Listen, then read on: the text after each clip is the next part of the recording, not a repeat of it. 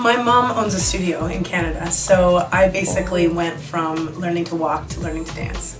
And, you know, like most studio owners' daughters, you get kind of thrown into it at 2.5, and I didn't really have a choice. But I remember at around 6 years old deciding that this is what I wanted to do. I was very serious. I came to my mom, I was like, this is what I'm gonna do professionally. She laughed at me. She's like, you're 6. I totally remember it, but it's everything I've always wanted to do. And I don't know if it's because it's in my family or it's in my blood, but it's everything I've dreamed of. Well, on the topic of my mom, I mean, she's definitely my first and foremost biggest inspiration in dance. She's taught me almost everything I know to date. You know, I've trained with amazing people, but she was the one she's the foundation. She was my inspiration. She taught me dedication. She taught me to work hard. She taught me to be humble. She taught me to be grateful. And I think that has really inspired me and kind of motivated me, and she's been a really good role model for me, for sure.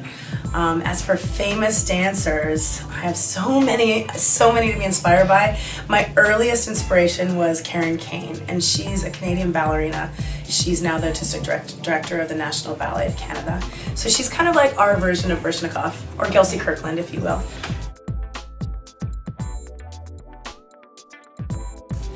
If you are aspiring to dance professionally, first of all, it takes hard work, dedication, passion, perseverance.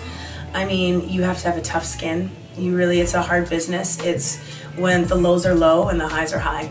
And if you get that moment where you get that first paying job, or you get that dream, you know, you get accepted to the dream college or whatever it is, it's definitely, it propels you forward. It gives you the encouragement to keep going. But it might take a while. You have to be patient, really patient, patience and hard work.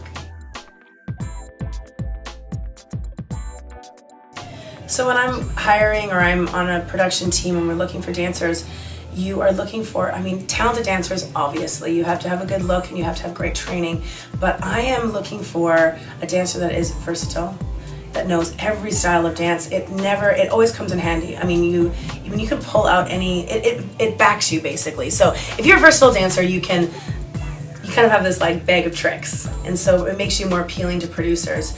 The other thing that is so important that dancers forget is just being a good person to be around.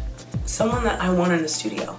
Because you can be a really talented dancer and not have a nice energy to you, and you will not work.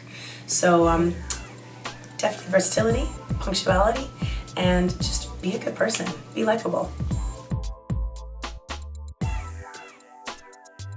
Well, you know, I grew up taking tap, jazz, ballet. I was a Scottish Highland dancer. I twirled baton. I was in a German dance team. I took Chinese dance. I mean, it's hilarious how many styles of dance I took.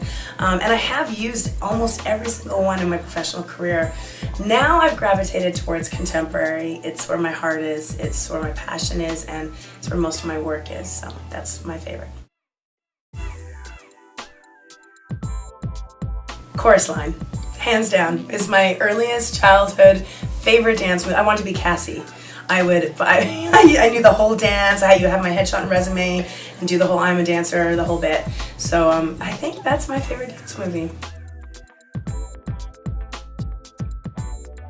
You know what's so funny is you think like living in LA, and I've worked with some famous, you know, singers and actors and stuff. I'm not a starstruck kind of person, but when I saw Shirley MacLaine in the same room as me, I turned to my husband and I said, I need to get a picture with her. I was so nervous to actually go up and approach her, and she was awesome. She turned around and she goes, you a dancer? And I said, yeah. She goes, you got great legs. That's what she said to me, but she was my like starstruck, like aha moment there. Sue is awesome. I love Sue. I want to be Sue.